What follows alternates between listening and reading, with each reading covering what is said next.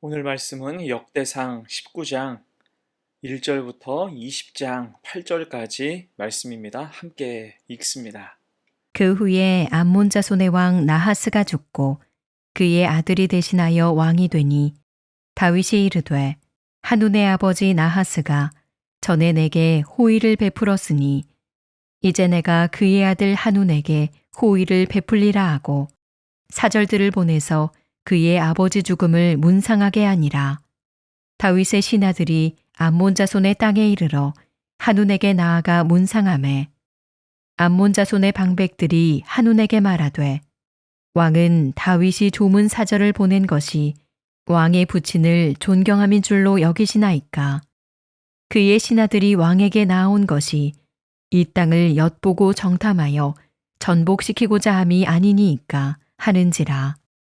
한눈이 이에 다윗의 신하들을 잡아 그들의 수염을 깎고 그 의복을 볼기 중간까지 자르고 돌려보내매 어떤 사람이 다윗에게 가서 그 사람들이 당한 일을 말하니라.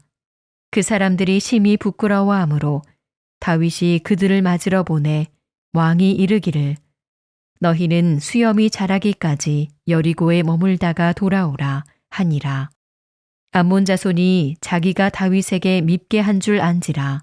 한눈과 암몬 자손은 더불어 은 1000달란트를 아람 나하라임과 아람 마아가와 소바에 보내 병거와 마병을 상내되 곧 병거 32,000대와 마아가 왕과 그의 군대를 고용하였더니 그들이 와서 메드바 앞에 진침해 암몬 자손이 그 모든 성읍으로부터 모여와서 싸우려 한지라. 다윗이 듣고 요압과 용사의 온 무리를 보냈더니 암몬 자손은 나가서 성문 앞에 진을 치고 도우러 온 여러 왕은 따로 들에 있더라. 요압이 앞뒤에 친 적진을 보고 이스라엘에서 뽑은 자 중에서 또 뽑아 아람 사람을 대하여 진을 치고 그 남은 무리는 그의 아우 아비새의 수하에 맡겨 암몬 자손을 대하여 진을 치게 하고 이르되 만일 아람 사람이 나보다 강하면 내가 나를 돕고 만일 암몬 자손이 너보다 강하면 내가 너를 도우리라. 너는 힘을 내라. 우리가 우리 백성과 우리 하나님의 성읍들을 위하여 힘을 내자. 여호와께서 선히 여기시는 대로 행하시기를 원하노라 하고 요압과 그 추종자가 싸우려고 아람 사람 앞에 나아가니 그들이 그 앞에서 도망하고 암몬 자손은 아람 사람이 도망함을 보고 그들도 요압의 아우 아비새 앞에서 도망하여 성읍으로 들어간지라. 이에 요압이 예루살렘으로 돌아오니라. 아람 사람이 자기가 이스라엘 앞에서 패하였음을 보고 사신을 보내 강 건너편에 있는 아람 사람을 불러내니 하다데셀의 군사령관 소박이 그들을 거느린지라. 어떤 사람이 다윗에게 전하매 다윗이 온 이스라엘을 모으고 요단을 건너 아람 사람에게 이르러 그들을 향하여 진을 치니라. 다윗이 아람 사람을 향하여 진을 치매 그들이 다윗과 맞서 싸우더니 아람 사람이 이스라엘 앞에서 도망한지라. 다윗이 아람 병거 7,000대의 군사와 보병 4만 명을 죽이고 또 군대 지휘관 소박을 죽이매 하다데셀의 부하들이 자기가 이스라엘 앞에서 패하였음을 보고 다윗과 더불어 화친하여 섬기고 그 후로는 아람 사람이 암몬 자손 돕기를 원하지 아니하였더라. 해가 바뀌어 왕들이 출전할 때가 되매 요압이 그 군대를 거느리고 나가서 암몬 자손의 땅을 격파하고 들어가 라빠를 에워싸고 다윗은 예루살렘에 그대로 있더니 요압이 라빠를 쳐서 함락시키매 다윗이 그 왕의 머리에서 보석 있는 왕관을 빼앗아 중량을 달아보니 금 1달란트라. 그들의 왕관을 자기 머리에 쓰니라. 다윗이 또 그 성에서 노략한 물건을 무수히 내오고 그 가운데 백성을 끌어내어 톱과 쇠도끼와 돌서래로 일하게 하니라. 다윗이 암몬 자손의 모든 성읍을 이같이 하고 다윗이 모든 백성과 함께 예루살렘으로 돌아오니라. 이후에 블레셋 사람들과 게셀에서 전쟁할 때에 후사 사람 10부개가 키가 큰 자의 아들 중에 10배를 쳐 죽임에 그들이 항복하였더라. 다시 블레셋 사람들과 전쟁할 때에 야일의 아들 엘하난이 가드 사람 골리앗의 아우 라흐미를 죽였는데 이 사람의 창자루는 배틀채 같았더라. 또 가드에서 전쟁할 때에 그곳에 키 큰 자 하나는 손과 발에 가락이 6씩 모두 24이 있는데 그도 키가 큰 자의 소생이라. 그가 이스라엘을 능욕함으로 다윗의 형 시므아의 아들 요나단이 그를 죽이니라. 가드의 키 큰 자의 소생이라도 다윗의 손과 그 신하의 손에 다 죽었더라. 초격차라는 제목으로 말씀 증거하겠습니다. 오늘 본문은 다윗과 암몬 왕 한운이 갈등하는 스토리입니다. 그럴 때 둘 사이는 초격차, 넘어설 수 없는 분명한 격차가 있었습니다. 자, 오늘 본문의 배경은 이래요. 1절이에요. 그 후에 암몬 자손의 왕 나하스가 죽고 그의 아들이 대신하여 왕이 되니. 여러분, 여기서 나하스가 누굽니까? 나하스는 사울이 왕으로 임명된 직후 길르앗 야베스를 쳤던 암몬의 왕이에요. 그 후로 암몬과 이스라엘은 원수가 되었죠. 그런데 어떻게 다윗과 나하스는 친하게 지낼 수 있었을까요? 두 사람 모두 사울을 대적하는 상황 속에서 의도치 않게 가까워졌을 것입니다. 이에 시간이 흘러 나하스가 죽자 다윗이 문상하게 돼요. 그런데 이런 호의에 대해서 아몬의 새 왕인 한운과 신하들 그리고 방백들은 크게 오해합니다. 지금 다윗이 보낸 조문사절단이 사실은 정탐꾼이다라고 오해하는 거예요. 그래서 그들에게 큰 수모를 주고 돌려보내죠. 당연히 이스라엘 진영은 분노했고 이제 상황이 악화돼서 일촉즉발의 위기로 이어진 것입니다. 자, 이에 왕들은 어떻게 대응했고 이들에게는 어떤 격차가 있었을까? 본문 통해 두 가지로 생각해 봅니다. 첫 번째, 혈기 대 믿음이에요. 이제 이스라엘과 다윗을 잔뜩 도발한 암몬 왕 한우는 전쟁 준비에 박차를 가합니다. 6절과 7절입니다. 암몬 자손이 자기가 다윗에게 밉게 한 줄 안지라. 한운과 암몬 자손은 더불어 은 1000달란트를 아람 나하라임과 아람 마아가와 소바이에 보내 병거와 마병을 삭 내되 곧 병거 32,000대와 마아가 왕과 그의 군대를 고용하였더니 그들이 와서 메드바 앞에 진침해 암몬 자손이 그 모든 성읍으로부터 모여와서 싸우려 한지라. 자, 사실 당시 막강한 군사력을 가진 다윗이 나하스 사후 조문사절단을 보냈다면 도리어 암몬에게는 잘된 일이었습니다.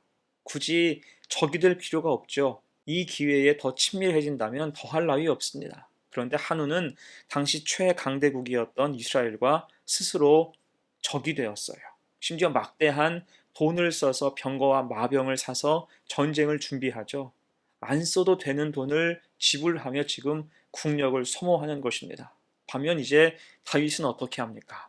다윗은 나하스 조문사절단이 받은 수모를 듣고 흥분하지 않았어요. 도리어 수모를 겪은 사람들에게 어떻게 합니까? 5절 보세요. 어떤 사람이 다윗에게 가서 그 사람들이 당한 일을 말하니라. 그 사람들이 심히 부끄러워함으로 다윗이 그들을 맞으려 보내 왕이 이르기를 너희는 수염이 자라기까지 여리고에 머물다가 돌아오라 하니라. 지금 다윗은 자기 감정보다 그 사람들을 배려하고 있어요. 그리고 조용히 준비하여 요압을 전쟁터에 보냅니다. 13절 보세요. 너는 힘을 내라. 우리가 우리 백성과 우리 하나님의 성읍들을 위하여 힘을 내자. 여호와께서 선히 여기시는 대로 행하시기를 원하노라. 아멘. 지금 요압은 다윗의 당부대로 한운에게 당한 수모를 위해서 싸우지 않기로 하는 거예요. 감정에 매여 싸우고자 하지 않았습니다. 다만 하나님께 모든 전쟁의 승패를 맡기죠. 하나님이 갚아주시기를 원했습니다. 하나님을 철저히 신뢰하는 거예요. 결국 무작정 전쟁을 불사한 암몬 왕이 어떻게 됩니까? 그 군대가 다 박살이 나고 말아요. 15절 보세요. 암몬 자손은 아람 사람이 도망함을 보고 그들도 요압의 아우 아비새 앞에서 도망하여 성읍으로 들어간지라. 이에 요압이 예루살렘으로 돌아오니라. 아멘. 여러분, 암몬 군대는 돈으로 고용한 아람 군대만 믿고 뒤로 빠져 있었어요. 생각해 보십시오. 하나님을 의지하고 목숨 걸고 전쟁하는 군대와 돈으로 고용된 아람 군대가 상대가 될까요? 그렇게 암몬은 도망칠 수밖에 없었습니다. 이처럼 위기를 만났을 때 지도자의 능력, 그 차이는 성패를 좌우할 수준이에요. 마찬가지로 여러분, 위기 없는 인생은 없습니다. 뜻밖의 어려움에 우리가 내몰리기도 하잖아요. 그리고 그 위기로 우리의 민낯이 다 드러납니다. 내가 영적인 사람인지, 믿음의 사람인지, 기도의 사람인지 격차가 다 드러나요. 이에 우리는 믿음을 견고하게 함으로 위기와 힘든 일이 닥칠 때 더 하나님을 붙잡고 혈기와 감정이 아니라 오직 믿음으로 하나님 주시는 지혜와 힘으로 그 어려움들을 이겨나갈 수 있는 복된 성도가 되시기를 간절히 축원합니다. 아멘. 두 번째예요. 초격차 두 번째, 패망과 영광이죠. 20장 1절 보세요. 해가 바뀌어 왕들이 출전할 때가 되매 요압이 그 군대를 거느리고 나가서 암몬 자손의 땅을 격파하고 들어가 라빠를 에워싸고 다윗은 예루살렘에 그대로 있더니 요압이 라빠를 쳐서 함락시키매. 이제 암몬이 어떻게 됩니까? 라빠가 함락돼요. 여기서 라빠는 암몬의 수도이고 19장 사건의 배경이 되는 곳이죠. 한창 혈기와 함성이 그 도시에 가득했지만 결국 결과는 함락, 패망이었습니다. 2절, 3절 봅니다. 다윗이 그 왕의 머리에서 보석 있는 왕관을 빼앗아 중량을 달아보니 금 한 달란트라. 그들의 왕관을 자기 머리에 쓰니라. 다윗이 또 그 성에서 노략한 물건을 무수히 내오고 그 가운데 백성을 끌어내어 톱과 쇠도끼와 돌서래로 일하게 하니라. 다윗이 암몬 자손의 모든 성읍을 이같이 하고 다윗이 모든 백성과 함께 예루살렘으로 돌아오니라. 아멘. 왕관을 빼앗았어요. 다른 말로 하면 다윗은 이 일로 영광 가운데 머물게 됐다는 것입니다.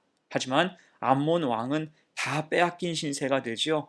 왕관까지 빼앗겼으니 이후 왕의 자리를 더는 유지하지 못한 게 확실합니다. 거기서 끝이 나고 마는 거예요. 하지만 여러분, 다윗은 어떻습니까? 지금 영광을 누리고 그 영광을 계속 이어갑니다. 그런 의미에서 20장 4절부터 마지막 8장까지의 단락은 블레셋 사람들과의 전쟁을 기록하고 있어요. 그들은 지독한 싸움꾼이었잖아요. 이스라엘 늘 그들 때문에 골머리를 썩어야 했습니다. 그런데 오늘 말씀을 보면 예전 블레셋의 위용이 다 사라졌어요.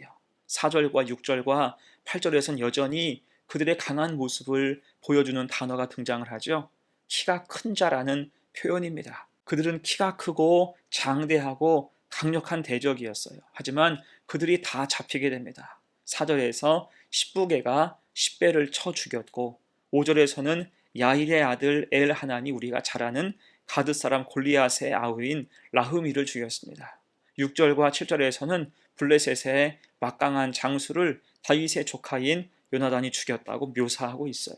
결국 8절은 이 상황들을 한 문장으로 이렇게 정리합니다. 가드의 키 큰 자의 소생이라도 다윗의 손과 그 신하의 손에 다 죽었더라. 아멘. 하나님이 일하실 때 사람의 강함은 아무것도 아니라는 것입니다. 자, 이 말씀은 오늘을 사는 우리에게도 귀한 교훈을 주지요. 이렇게 다윗이 영광에서 영광으로 영광을 이어간 이유가 무엇입니까? 굳센 믿음이었어요. 믿음으로 하나님을 의지하며 나아간 것입니다. 그럴 때 암몬은 함락되었고 그 강대한 블레셋도 무너졌습니다. 곧 우리의 삶 속에 아무리 커다란 문제가 있다 할지라도 하나님이 함께 하시고 도와주시면 등이 극복할 수 있다는 거예요. 그 하나님을 의지하며 결국 영광에 참여할 수 있는 복된 성도가 되시기를 간절히 축원합니다. 아멘. 이제 말씀을 마무리합니다. 오늘 말씀은 다윗과 암몬 왕 한운의 초격차를 보여줘요. 도저히 따라잡을 수 없는 격차입니다. 자, 이때 이런 격차가 난 이유가 무엇일까요? 그것은 믿음 때문이었죠. 다윗은 혈기가 아니라 믿음으로 나아갔고 하나님을 의지할 때 영광에서 영광으로 큰 승리를 거둘 수 있었습니다. 그런 의미에서 우리 하나님께서는 어떠한 변수에도 상관없이 우리의 길을 친히 인도해 주세요.